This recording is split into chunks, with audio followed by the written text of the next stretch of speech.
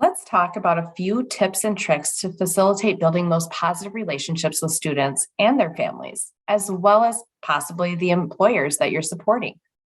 Demonstrate care and respect the students that you are supporting. Provide them with positive feedback. That positive feedback is going to help motivate them to want to do better. Laugh and have fun. Although this is your job, you should have fun doing it. And having fun will show the student that you support that it is important to have fun even while you're working.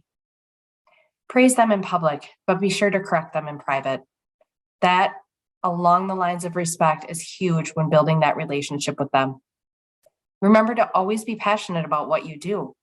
You are there to support them, and it is important that they see the passion in you because that's what you're modeling for them. Create a safe and supportive environment. That safe and supportive environment is going to allow them to trust you, to believe that you are there to support them, and let them feel comfortable expressing their wants and needs.